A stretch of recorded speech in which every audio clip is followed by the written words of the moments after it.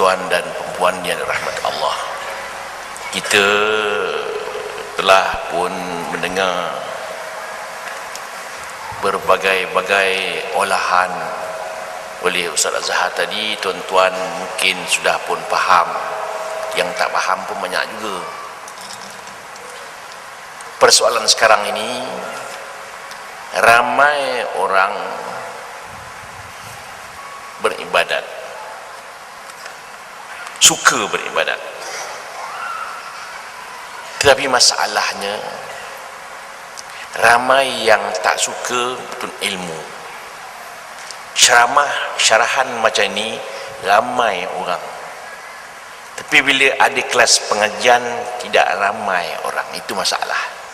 Ceramah macam ini ramai, puluh ribu orang hadir. Bila ada kelas pengajian tak ramai orang hadir. Itu masalahnya. Kita kadang-kadang kitab-kitab tua ni tak mengaji tak boleh. Baca seorang-seorang tak faham.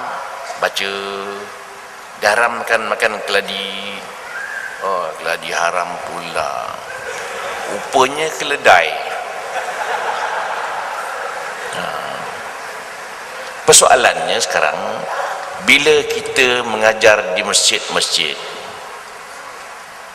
tuan guru bawa kitab, anak murid tak bawa kitab. Waktu saya mengaji dulu, anak murid bawa kitab, tuan guru tak bawa kitab, kerana alim tuan guru itu tak bawa kitab. Sekarang terbalik, tuan guru bawa kitab, anak murid tak bawa kitab, alimnya anak murid tu.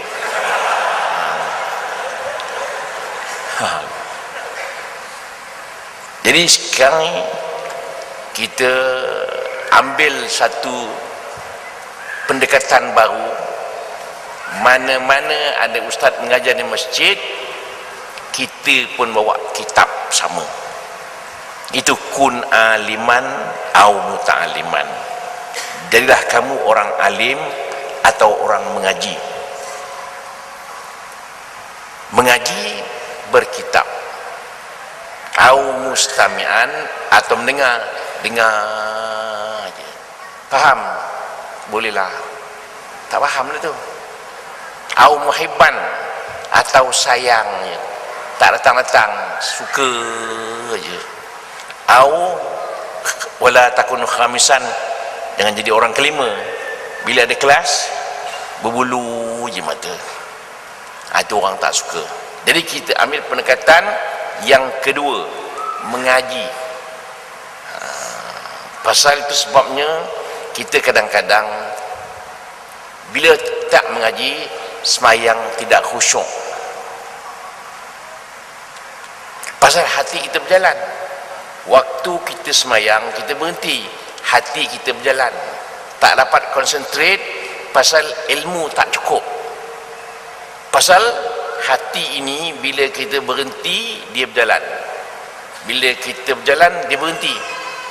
Itu sebabnya waktu kita main bola, lupakan hutang 40,000. Bila berhenti semayang, ingat hutang. Itu hati punya kerja. Hati berjalan apabila badan kita berhenti. Berbeza dengan jantung. Jantung lain, kita berjalan, dia berjalan. Kita berhenti, dia berjalan. Dia berhenti, baru kita jalan.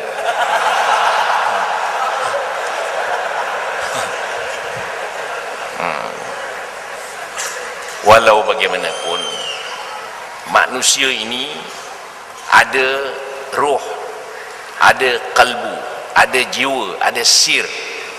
Maka kita bagi tazkiyatul qalb, membersihkan hati kita. Hati mesti bersih.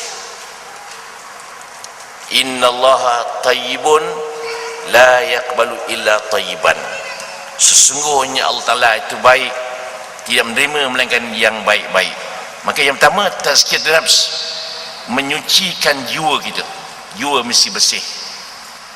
Jangan ada sombong, jangan ada kedekut, jangan ada bencikan orang, jangan menghina orang. Kita anggap diri kita lebih hina dari orang lain. Itu sebabnya Allah Ta'ala sembunyikan para walinya di kalangan para hambanya. Pasal apa? Supaya kita hormatkan ke semua orang. Dia tu lebih mulia daripada aku, walaupun umurnya pendek, umurnya muda, dia mungkin beramal banyak pada aku. Kita rasa kita hina. Tengok orang tua, dia itu orang tua, mungkin amalannya banyak. Tengok orang alim, dia tu alim, ilmu banyak. Tengok orang jahil, kalau dia jahil, kalau dia berbuat dosa, sedikit dosanya. Aku tahu sedikit, aku berdosa banyak. Begitu. Kita jangka begitu. Itu orang berilmu. Maksudnya dia tak rasa dia itu berilmu, dia rasa kurang ilmunya. Sama juga hendaklah kita anggap kita kurang amalan, kurang ilmu. Bila kita tahu kurang ilmu, kita mau mengaji. Kurang beramal, mau beramal. Mengapa kita betul ilmu?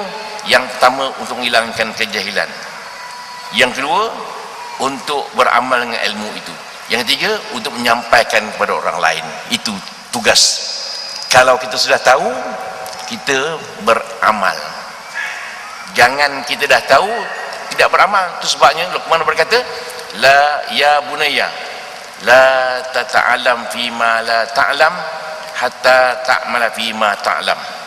Wahai anakku, jangan kau mengaji apa yang engkau tidak tahu selama engkau belum mengamalkan apa yang kau tahu. Kalau tak tahu, belajar. Dah belajar, melaksanakan ilmu itu. Kita silap. Kadang-kadang dah tahu, tak buat. Itu sebabnya satu orang tanya hukum berpuasa, dia tak jawab. Tunggu dulu, besok baru jawab. Pasal apa tuan tak jawab semalam? Kerana aku belum berpuasa lagi apa yang kau tanya tu. Aku dah berpuasa, aku jawab soalan. Begitu. Begitulah kita. Yang pertama, tazkiyatun nafs, membersihkan jiwa kita. Itu orang berilmu. Jiwa kena bersih. Yang kedua, dia panggil tasfiyatul aql, membersihkan kita punya akal. Tasfiyatul qalb, membersihkan kita punya hati. Hati mesti bersih.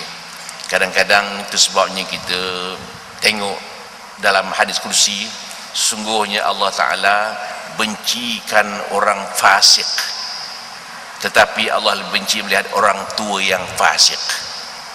Dah tua buat perangai lagi. Yang kedua, Allah Ta'ala benci melihat orang kedekut, tapi Allah lebih benci melihat orang kaya kedekut. Yang ketiga, Allah Ta'ala benci melihat orang sombong, tapi Allah Ta'ala lebih benci melihat orang miskin yang sombong. Dalam miskin, pula. Sesungguhnya Allah Ta'ala sayang orang beramal, tapi Allah lebih sayang orang muda yang beramal. Pasal payah orang muda-muda nak beramal.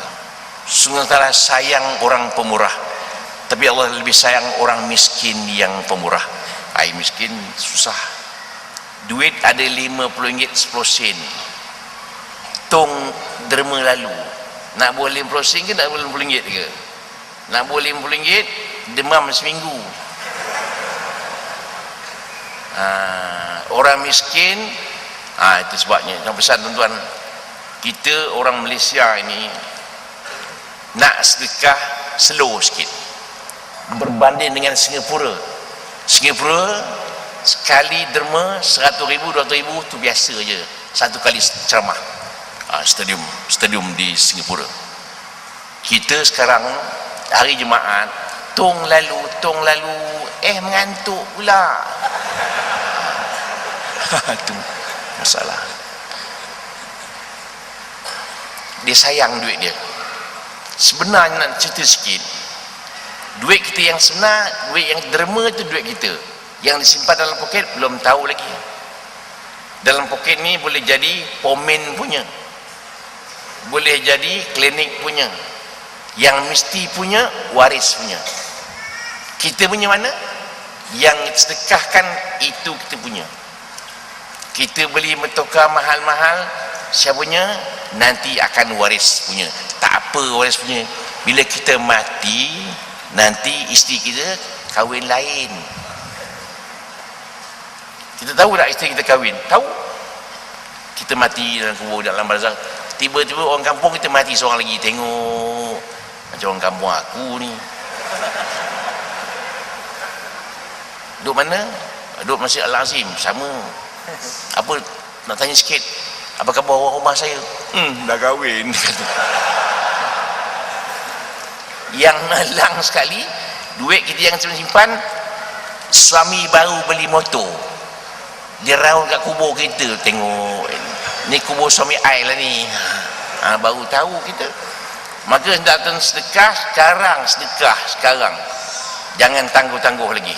Pasal duit yang kita simpan untuk orang rumah kita, tak apa, bukan tak boleh, simpan, tapi kita bimbang, kita dah mati, berapa lama dia tahan? 4 bulan 10 hari dia pun habis edah. Orang tanya, boleh kahwin tak? Boleh lah. Tak menganga dalam kubur kita. Begitulah. Tu jiwa nak bersih tu. Jiwa bersih tu sebabnya kita dalam kubur ya. Bayang dalam kubur dia 4 penyebab boleh lepas daripada kubur. Pertama, sembahyang 5 waktu, sedekah, wirid, baca Quran di antara. Jadi kita bimbang dalam kubur ni. Kita bayangkan, cuba kita bayangkan.